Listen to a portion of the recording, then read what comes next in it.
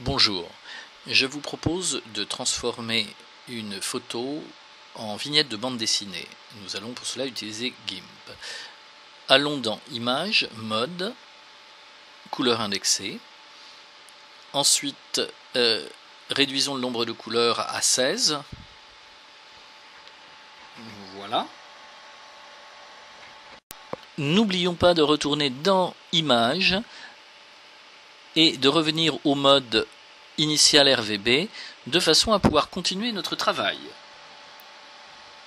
Allons ensuite dans Filtre, Artistique, Peinture à l'huile.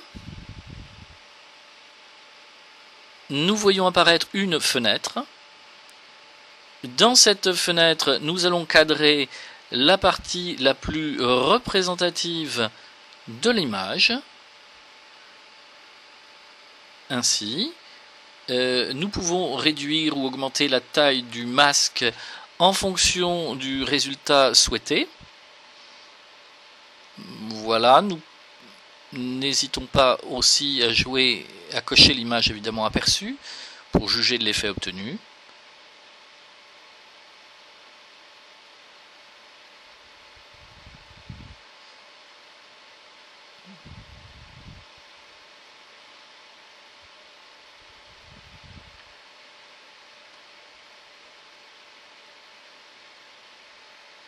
Validons.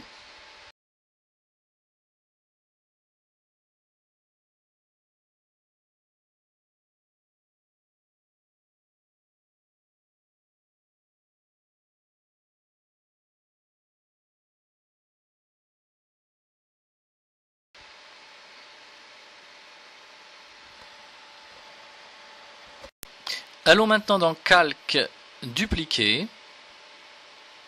Et à partir de ce calque,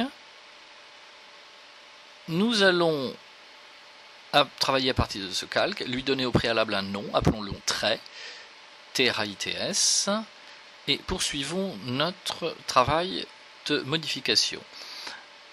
Cliquons sur Filtre, Détection de bord, Sobel, et nous voyons apparaître à nouveau un carré, dans lequel nous allons cadrer des parties de l'image,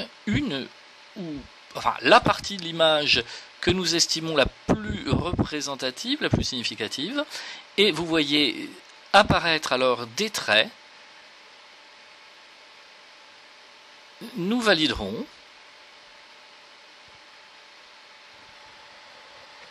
Nous voyons alors l'image se modifier. Et nous allons dans Couleurs. Cliquons sur l'option Désaturer en privilégiant, comme on l'a vu, la luminosité.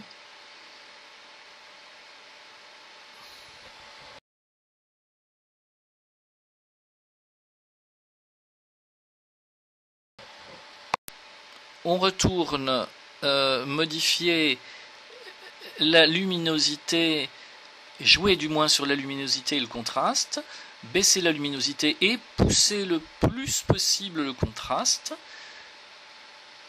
Voilà, jusqu'à 90 par exemple. On peut pousser plus loin, tout dépend.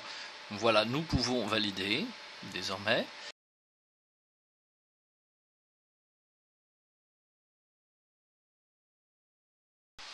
Si le résultat obtenu ne correspond pas à notre attente, eh bien nous pouvons créer un nouveau calque, un calque blanc. Ce calque a pour effet de faire apparaître distinctement les traits qui se détachent comme vous le constatez sur un fond blanc.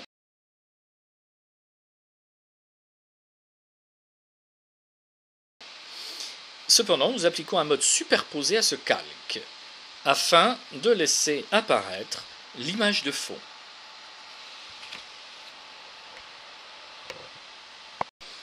Eh bien, ce rendu dessiné obtenu à partir d'une photo, je le dois à un petit livre consacré à GIMP 2.4 signé par Dimitri Robert.